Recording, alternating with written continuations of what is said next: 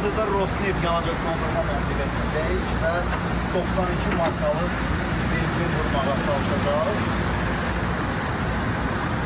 Yanacaq məntəqəsinin girişində 92 markalı benzinin olduğu bildirilir. İstədiyim qədər benzin ala bilərəm. Мне, пожалуйста, на 1000 рублей, 92. Zəhmət olmasa 1000 rubulluq 92 benzin vurun. Тогда оставьте. Да.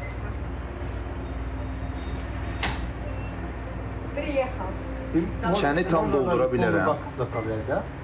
Bəli, elə indi benzin daşıyan maşın gəldi. İndi məntəqəni müvəqqəti bağlamalı olacaq. Siz çatdıra bildiniz. Все, спасибо.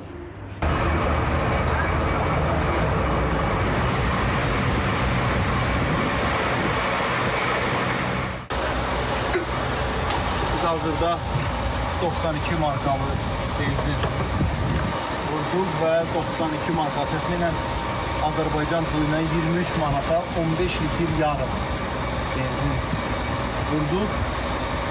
Birinci bir arıza 10 gün bundan qabaq, bir həftə 10 gün bundan qabaq benzin qiyməti bundan kifayət qədər ucuzdur.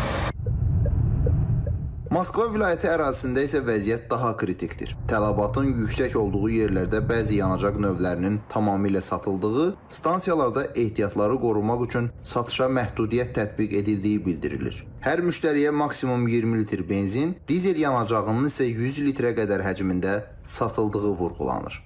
Analitiklər Rusiyanın tarixində ən ciddi yanacaq böhranı ilə üzləşəcəyini proqnozlaşdırırlar. Onların fikrincə, Moskva neft emalı zavodunun fəaliyyətini dayandırması lokal problem deyil. Bu, bütün ölkəyə təsir edəcək sistemli nasazlıqdır. Fərid Əkbərov, İTV Xəbər, Moskva.